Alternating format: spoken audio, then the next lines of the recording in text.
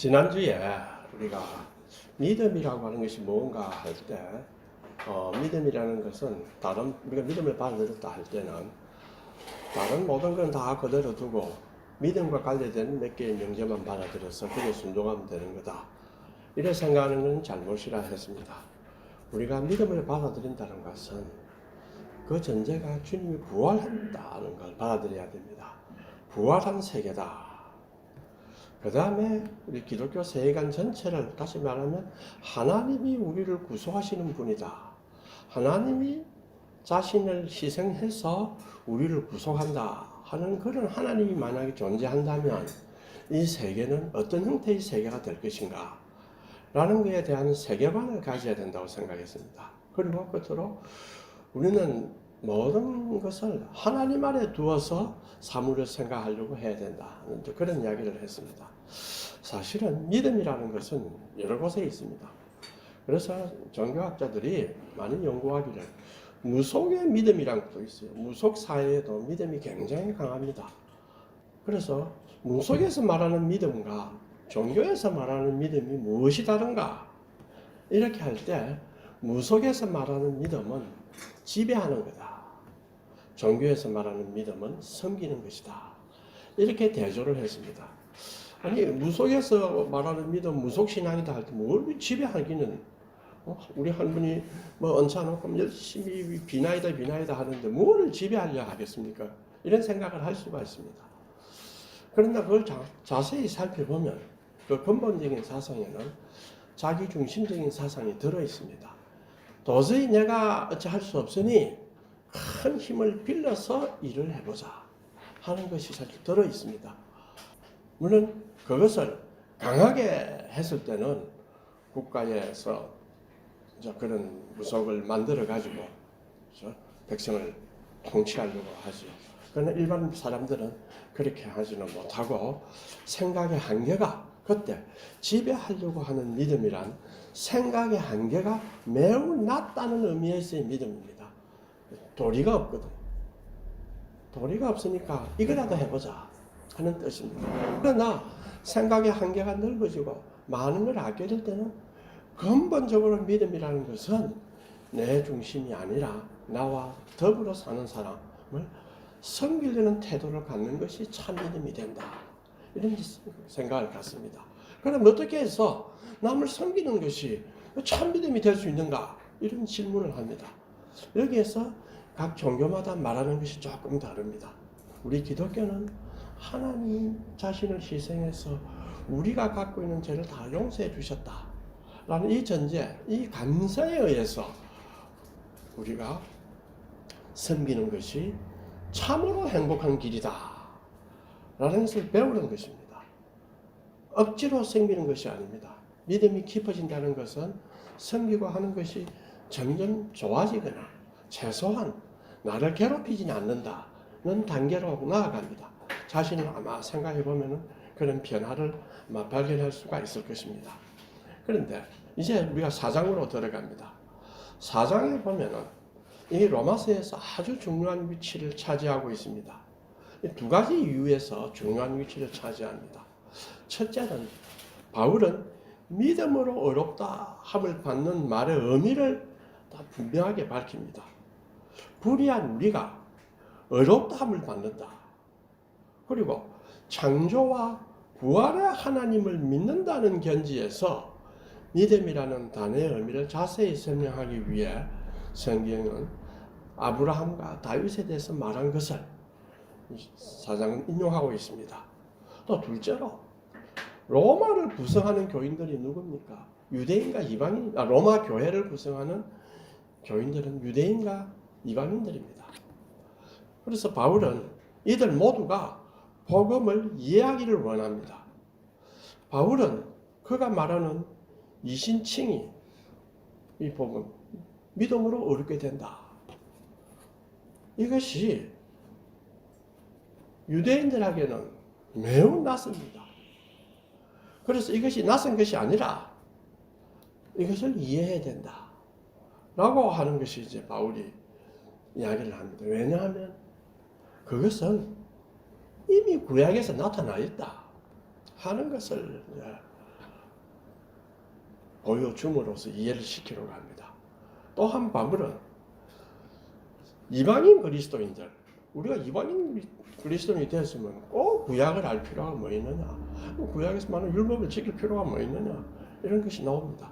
그때 바울은 그리스도인들이 예수를 믿는다고 할 때 그 믿음을 구약의 하나님의 백성과 함께 참여할 수 있는 풍성한 영적 유산을 인식하기를 원했기 때문입니다. 구약에 나오는 많은 것은 엄청난 영적 유산입니다. 그것을 단순히 역사과학적으로 바라보면 영적 유산이 되지 않습니다. 그러나 영적인 눈으로 바라보면 그것은 영적 유산이 됩니다. 그래서 이방인들에게 그것을 알아라 합니다. 사실은 나는 유대인이 아닌데 구약을 왜 알아야 되느냐 하는 것은 우리가 생각할 때는 그런 생각 가진 사람이 있겠나 할지 몰라도 실제로 많이 있습니다. 그리고 히틀러 당시에 히틀러가 유대인을 탄압했죠. 유대인 탄압할 때 썼던 도구 중에 하나가 구약은 성경이 아니다. 신약을 믿어야 된다. 구약은 이스라엘의 역사에 불과하다. 그리고 유대인은 봐라. 예수를 죽이지 않느냐. 유대인의 조상들이. 그러니까 유대인을 탄압해도 정당하다. 이런 주장을 했습니다. 그때 이제 칼발트가 나타나가지고 구약이 없으면 신앙이 없다. 유대인이 없으면 그리스도도 없다. 하면서 그 사상을 비판했습니다. 그리고 여기 사상에서 아브라함과 다윗은 믿음으로 어렵게 되는 것이 하나님의 유일한 구원의 길임을 보여주는 두 사람입니다. 하고 이야기를 하겠습니다.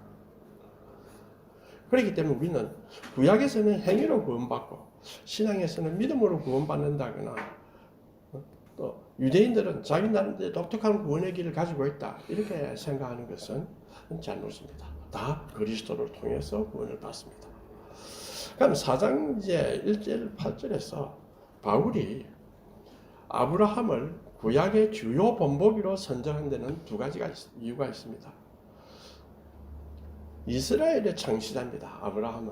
그렇죠. 아브라함은 이스라엘의 창시자입니다. 또 이스라엘을 떠낸 반석이다. 또 하나님의 언약과 약속을 받은 자다. 또 그리고 그 혜택을 받은 자다. 이렇게 생각하는 게 하나 있습니다. 또 하나는 이제 아브라함은 의의 전형이다. 이 유대인의 생각입니다. 심지어 하나님의 벗으로서 랍비들에게 가장 존중받고 있습니다. 하나님이 아브라함한테 내 벗 아브라함한테 내가 알리지 않겠느냐 이랬죠. 이 랍비들은 아브라함의 의의 행위로 아름다움을 얻었다고 당연히 생각했습니다. 그래서 유대인 경전 중에 우리가 성경은 아니지만 유대인 경전 중에서 주빌리라는 23장 10절에 보면 아브라함은 여호와의 모든 관계에서 완전했으며 그의 일생에 걸친 의로서 은총을 얻었다. 그래서 아브라함을 모델로 해서 우리도 우리의 행위로서 우리의 의로서 은총을 받을 수 있다. 이런 생각을 했습니다. 근데 그들은 아브라함이 하나님을 순종했기 때문에 아브라함에게 복을 주겠다고 하나님이 약속하신 성경 구절을 인용했어요. 그러나 그들이 이 구절들이 아브라함이 어렵게 된 이후의 순종의 삶을 언급하고 있다는 사실에 주목하지 못했습니다. 성경은 창세기 22장 15절 이하를 보면 여호와의 사자가 하늘에서부터 두 번째 아브라함을 불러 이르시되 여호와께서 이르시기를 내가 나를 가리켜 맹세하노니 내가 나를 가리켜 맹세한다 이랬습니다. 하나님이 내가 이같이 행하여 내 아들 내 독자도 아끼지 아니하였은즉 내가 내게 큰 복을 주고 내 씨가 크게 번성하여 하늘의 별과 같고 바닷가의 모래와 같게 하린다. 내 씨가 그 대적의 성문을 차지한다. 또 내 씨로 말미암아 천한 만민이 복을 받으리니 이는 내가 나의 말을 준행하였음이라. 다 인용합니다. 아브라함이 이걸 준행하였기 때문에, 나의 말을 준행하였기 때문에 이런 축복을 받았다. 그런데 사실은 22장입니다. 창세기 15장 6절에 뭐라고 나오느냐. 아브라함이 하나님을 믿음에 그것을 의로 여겼다 하는 것이 나옵니다. 그래서 이것 가지고 율법으로 구원받는다 하는 것이 증거가 되기는 힘듭니다. 우리가 1장에 보면은 질문을 하죠. 바울이 유대인들이 할 질문이라고 생각하고 가상해서 그런즉 육신으로 우리 조상인 아브라함이 무엇을 얻었다 하리요 이랬습니다. 영어로는 이게 어려워요. 무엇을 얻었다. 육신으로서 우리 조상인 아브라함이 믿음을 얻었다. 육신으로서 우리 조상 아브라함이 복을 은총을 얻었다. 뭐 여러 가지 생각할 수가 있습니다. 내가 그 영어로 보니까 discovered in this matter. 그러니까 이 주제에서 이 문제에서 아브라함이 무엇을 발견했는가? 그게 더 답변이 이제 바로 답변이 만일 아브라함이 행위로서 의롭다 하심을 받았으면 자랑할 것이 있으려니와 하나님 앞에서는 없다 이렇게 했습니다. 사실은 아브라함이 행위로서 의롭다함을 받았다. 그 말은 아브라함의 행위란 것은 뭡니까? 아브라함의 말, 아브라함의 행동을 통해 나타나는 태도, 그가 지향하고 있는 것, 그의 심정, 이런 것들은 확실히 의인의 행위라는 사실을 명백히 합니다. 우리가 옛날에 아브라함의 신앙에 대해서, 신관에 대해서 몇 번 했습니다. 그때 그 행위가 보면 유교의 어둠 속에 잠겨있는 주변 세계 위로 힘차게 솟아 올랐습니다.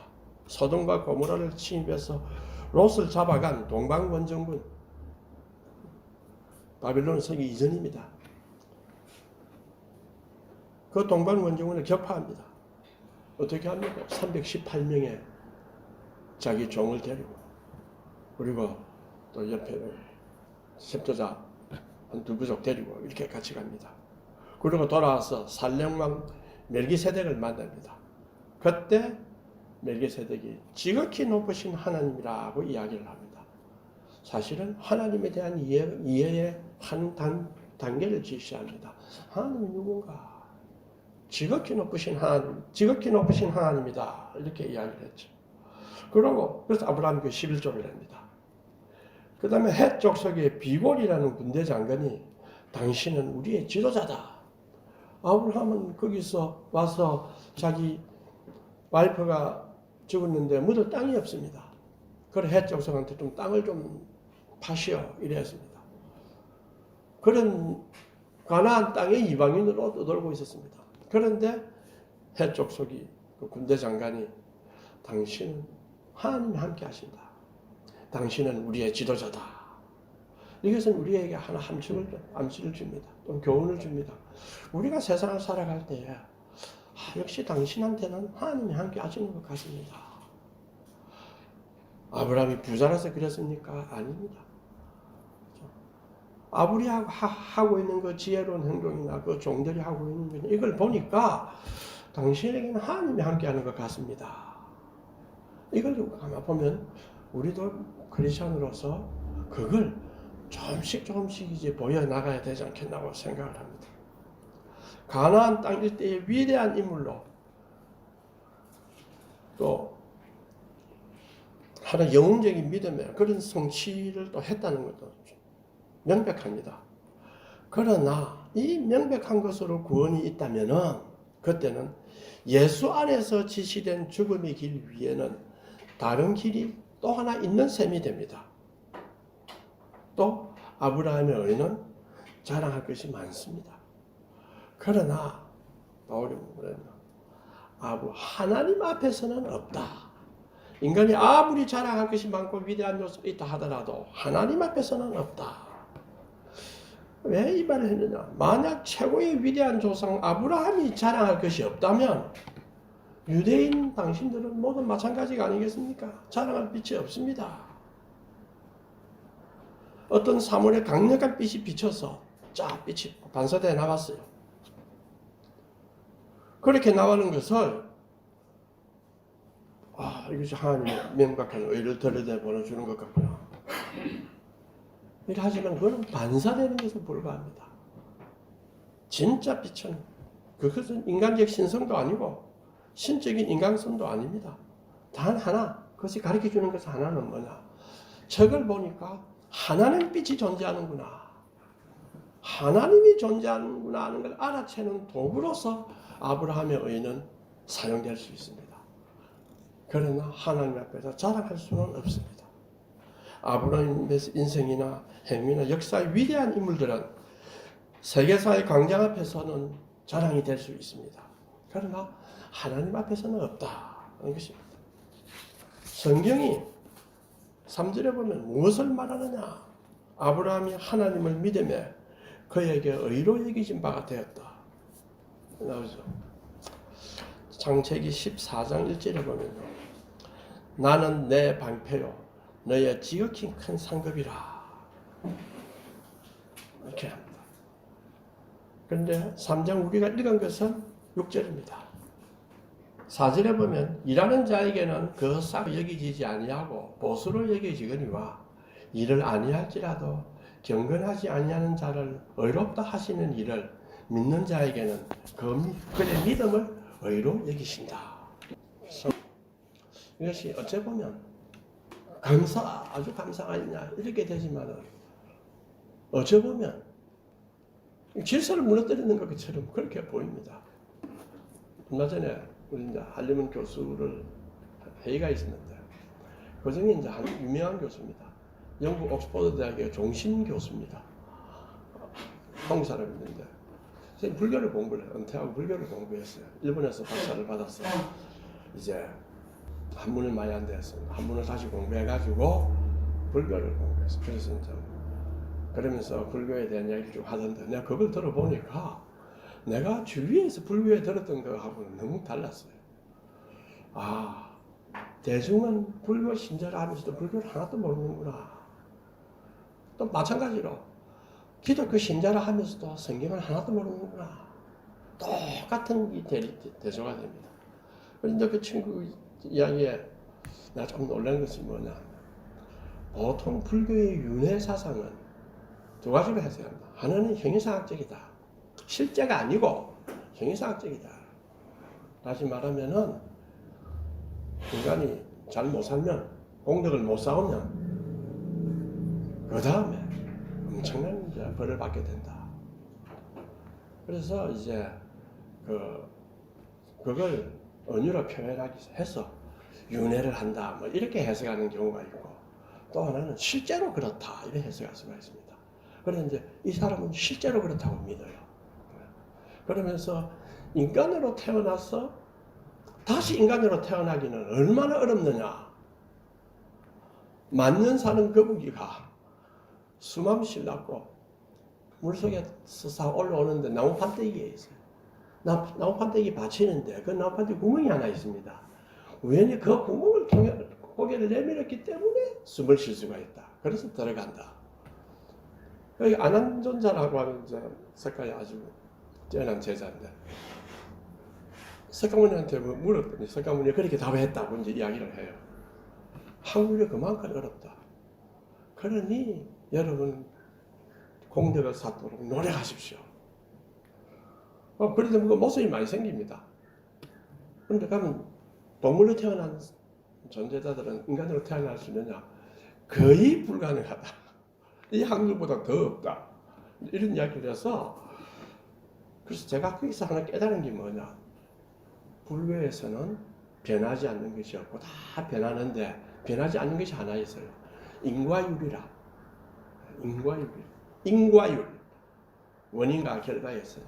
그 인과 연세는 굉장하다. 내가 그 이야기를 해도 못 알아들어요. 인과 연세는 굉장하다. 사실은 그걸 깨뜨리기 위해서 수도를 해서 어디로 가느냐 하면 극락세계로 가야 되는데 어떤 천상계로 가게 된다 합니다. 인간으로 태어나는 것도 확률이 없는데 벗어나는 건 거의 없다는 한 사람밖에 없죠. 석가모니 한 사람밖에 없어요. 이제 극락세계로 가는 것은 인과율이 그만큼 강합니다. 그런데 그런 사상은, 인과 사상은 다도 가집니다. 왜? 그것을 가져야 공평하지 않느냐. 심은 대로 거두고, 그렇죠? 심은 대로 거두고, 행위한 대로 갚는다. 나와요. 그러나 성경은 그 인과율보다 위에 계시는 분이 하나님입니다. 사실은 불교는 석가도 인과율을 지배받고, 성가도 그 전에, 석가로 태어나기 전에는 또 다른 존재자로 있었어요. 또 물어봤죠. 존재자로 있었나? 있었다. 그러면 건강경을 자기가 요약해가 건강신경, 반야경을 요약해가 반야신경, 이거 다 했어요. 다 썼어요. 그만큼 열심히 공부한 거예요. 이 사람이. 내가 보니 조선공학에서도 세계적인 교사학자인데 또 은퇴해서 이렇게 공부해요. 그래서 내가 더 이상 네 논리적으로 모습을 이렇게 하려 하다가 네가 말한 전제에는 인간은 무아가 아니고 이 생에 살고 있는 요 인간이 전부가 아니라는 점에서는 무아가 맞을지 몰라도 끊임없이 그 지속성이, 정체성이 계속된다 이거야. 그러니까 진짜 자아는 불변이다 하는 것이 그거 불교가 말하는 무아설이다. 이런 이야기를 못 알아들어. 내 말하는 뜻을 못 알아들어. 다 변하는데 뭐 이렇게. 그래서 금방 저 거쳤는데 우리 기독교에서는 이와 다른 소위 하나님의 용서라는 것이 있습니다. 그걸 믿음으로 하나님이 용서해 준다. 믿음이 공로가 된 것도 아니에요. 하나님은 사랑으로 용서를 선포를 했습니다. 그걸 받아들여라. 하나님의 아들이 이 죄란 것이 얼마나 무섭기 때문에 하나님의 아들이 죽을 수밖에 없다. 그걸 받아들여라. 그게 믿음입니다. 그걸 받아들여라. 그걸 받아들이려고 하면 여러 가지가 있습니다. 그렇죠? 그런데 다 순서대로 가지는 않습니다. 내가 죄인이구나. 내가 아무것도 아니구나. 이렇게 해서 받아들이는 사람도 있고, 아니면은, 야, 아프다가 나았다 이거야. 야, 뭐가 있는 것 같아 이거야. 아니, 뭐가 있다 이거야. 이래가지고 찾아가니까 주님 살려주시오. 이래가지고 또 가는 사람도 있고, 그래 하다가 참 믿음이 형성이 될 때는, 내가 죄인이구나. 그러고 난 뒤에는 세계가 다시 보여야 됩니다. 이제 내가 비록 먼 곳에서 일하고 또 내가 비록 하고 있는 것이 그렇게 뭐 세상 눈으로 볼 때는 큰 것도 아니라 할지라도 이 하나하나에 하나님의 빛을 드러내는 것이 내 할 일이다. 그러면 뭐가 오느냐? 참된 행복이 옵니다. 기독교가 울고하는 것이 아니고 자기 죄를 위해서는 울지만은 거기에 참된 행복과 기쁨이 옵니다. 그래서 제가 생각하기에는 기독교는 기쁨의 종교다. 그런데 참된 기쁨의 종교다. 그렇게 우리가 자녀들한테 지난번에 이야기했지만 어떻게 사는 것이 훌륭한가? 선하게 사는 것이 좋다. 완전히 선하게 사는 것은 사람마다 좀 다르기 때문에 어찌할 수 없으나 그러나 선하게 사는 것이 목표가 되어야 된다. 살아가는 과정에서 조금 이랬다 저랬다 할 수는 있으나 그걸 어떻게 설득하겠느냐? 근데 제자 와서 손을 잡고 내가 질문하는 거라. 어떻게 이걸 내가 설득하겠습니까? 내 자녀한테. 나는 선하게 사는 것이 옳다고 생각합니다. 그런데 이 땅에서는 다르게 사는 것이 훨씬 더 잘 살 수 있는데 왜 그랬어? 그래서 기독교를 알고 싶다. 기독교를 알고 나면 여러분 선하게 사는 것이 어렵습니다. 그러나 기독교를 믿음을 자세히 알고 나면 선하게 사는 것이 어렵지만은 한편으로는 기쁨을 주는구나. 또 그 다음에 가치를 주는구나 하는 걸 깨달을 수가 있습니다. 그래서 성경은 믿음을 왜 강조하느냐? 쉽다 이거야. 구원받기 쉽다 이거야. 이래서 믿음을 강조하는 것이 아니라 믿음의 세계에 들어올 때 당신의 삶의 모습이 달라진다는 그런 뜻입니다. 사실은 아브라함이 하나님의 말씀을 이루시는 능력이 있다. 이건 깨닫기가 참 불가능합니다. 그런데 그가 믿은 바는 뭐냐? 하나님은 죽은 자를 살리시며 없는 것을 있는 것으로 부르신다. 또 그는 바랄 수 없는 중에 바라고 믿었다. 이것이 뭡니까? 믿음은 바로 기적이라는 소리입니다. 이러한 통찰을 하나님한테 하나님 불러서 갈 때 우리를 나갔습니다. 나가 그래 갔어요. 가르고 또 불러내가지고 하늘의 별과 봐라. 땅에 모래와 같이 네 자식을 주겠다. 얼마나 그 당시는 복이란 개념은 그거 아니고 번성 아닙니까? 그런데 아브라함은 그걸 다 들었죠. 또 잊을만한 나타났습니다. 나타나가 뭐라 했습니까? 또 불러내가 나는 내 방패요 상급이다. 그렇죠. 그 당시는 싸우고 하는 전쟁 시대 아닙니까? 부족 간에 싸우는 시대 아닙니까? 그러니까 방패를 공격하면 막을 수 있다. 그 다음에 상급이다. 싸움 이기면 상급이 오잖아요. 전리품이 옵니다. 그러니까 방패고 상급이다. 이런 표현을 했습니다. 그러니까 아브라함이 뭐라 했습니까? 나는 엘리에셀이나 뭐 잘 살았으면 좋겠다. 자네는 자기 백세가 돼서 아무것도 할 수 없습니다. 죽은 몸같이 되었다. 그런데 하나님이 그 말씀 듣고 믿었다. 믿었다. 그 뜻은 아브라함이 저는 이 생각합니다. 믿었다 할 때 아브라함이 불안하지 않고 아무리 자식 아무것도 없으니까 현실적으로 보면 불안합니다. 그러나 기쁨으로 살았다. 이거 알겠습니까? 아브라함이 믿고 살았다는 뜻은 기쁨으로 살았다. 행복하게 살았다. 다른 것을 부러워하지 않았다. 이런 뜻입니다. 이걸 우리가 자녀들한테도 가르쳐야 됩니다. 제일 저는 생각해요. 굳건한 심지를 가르쳐야 됩니다. 뭐가 잘 되라 할 필요가 없어요. 굳건한 심지를 가지고 옳은 것을 향해서 기쁘게 살 수 있어라. 이렇게 하기 위해서는 무엇을 가르쳐야 되는가? 이렇게 하기 위해서는 내가 무엇을 보여줘야 되는가? 이걸 우리가 마음에 깨우치고 해야 됩니다. 그때는 인내가 따릅니다. 인내가 따르고 괴로움이 따릅니다.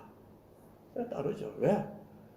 그것은 우리가 참된 세계에 살고 있지 않기 때문에 사탄의 세계에 현재로 완성되지 않은 세계에 살고 있기 때문에 걸거치는 것은 어쩔 수 없습니다. 걸거치를 밀어내라. 걸거치는 걸 밀면서 하나님이 주신다. 이렇게 우리가 가야 됩니다. 이것이 아브라함이 가졌던 믿음입니다. 오히려 아브라함은 이 믿음에 할 때 그 믿음이 그의 행위가 솟아나는 원천이었습니다. 그렇죠. 우리도 우리의 삶에서 여러 가지 행위들을 하는데 그 솟아나는 원천은 뭐냐? 믿음이다. 믿음이 굳건하니까 저 사람은 항상 행복하게 밝게 살고, 굳건하니까 선하게 살려고 하고, 굳건하니까 어려움 속에서도 슬퍼하거나 괴로워하지 아니하고 남에게 배려하면서 살아가는구나. 이걸 믿음이 그 원천이 되는 삶입니다. 그래서 아브라함이 믿음입니다.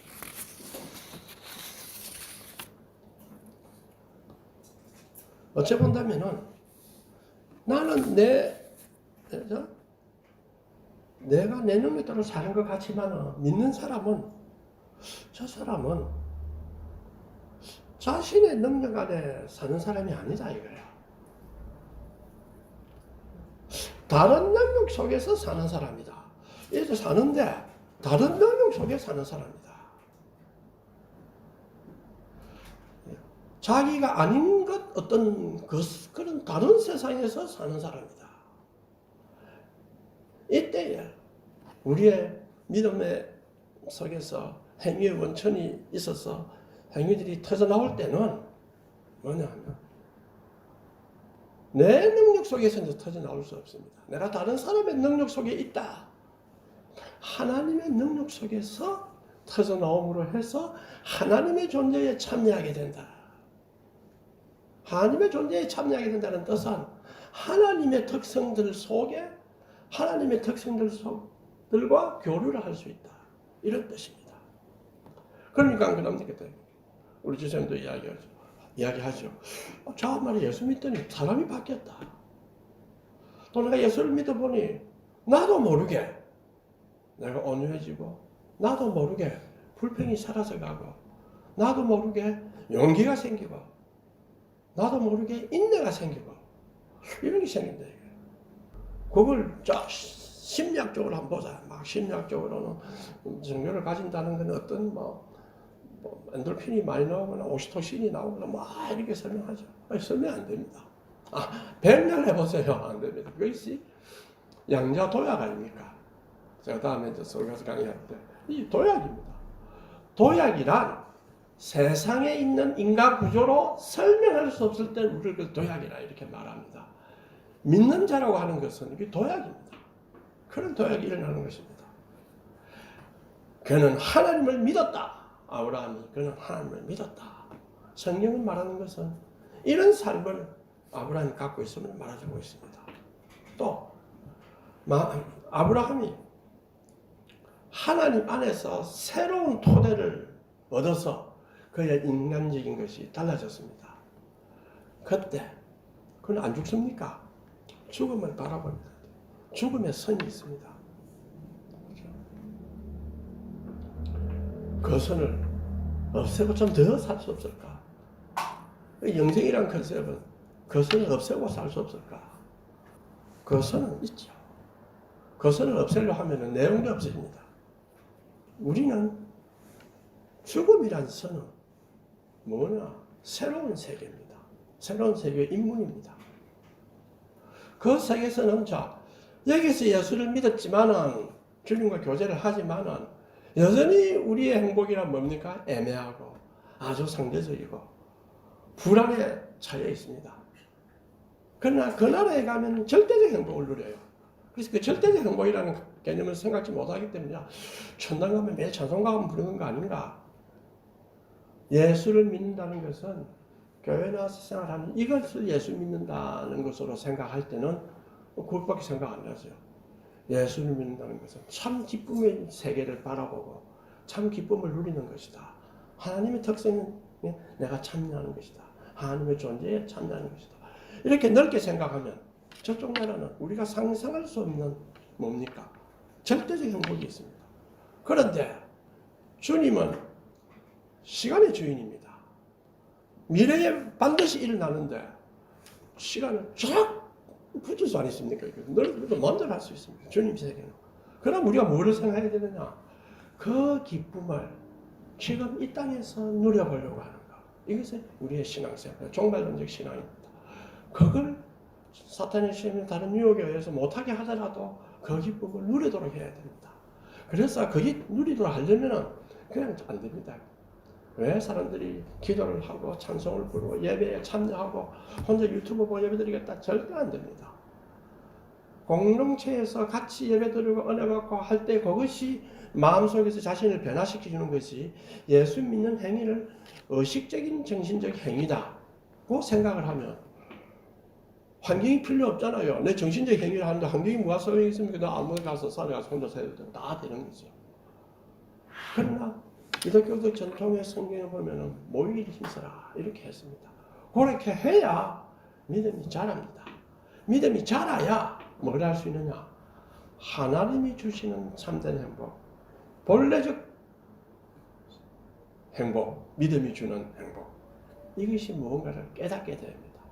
그리고 그에 대해서 훈련해야 돼요. 믿음이 자라야 돼요. 그런 점에서 믿음이 자라야 됩니다. 그래서 예수님을 닮아라. 바울은 나를 닮아라. 이 닮아라. 라는 이제 용어를 쓰는 것입니다.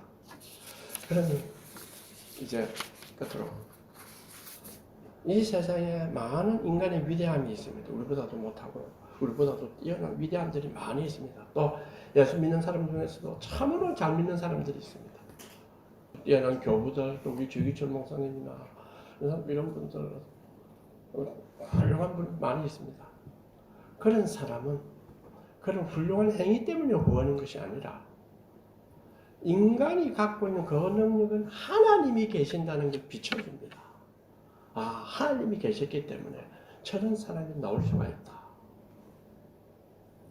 또 인간의 눈에 명확하게 보이는 것, 다시 말하면 어떤 결핍이나 나는 텅 비어 있다. 나는 왜 이렇게 불안하나? 나는 왜 이렇게 아무것도 잘 안 되나? 이런 것들이죠. 다 눈에 보이는 것입니다. 그러나 이걸 바랄 때 우리는 뭐를 봐야 되느냐? 아, 이것은 보이지 않는 세계를 가르칠 수 있습니다. 보이지 않는 세계에 대한 소망을 이야기합니다. 내가 고난받을 때는 하나님이 나에게 소망을 가르치는 거다. 이걸 생각하셔야 됩니다. 하나님이 소망이 있다. 위대한 자를 볼 때는 하나님의 위대함을 저 사람 정도 위대한데 하나님은 얼마나 가겠는가. 그 하나님이 나와 함께 하신다. 이런 것을 우리가 생각할 수가 있습니다.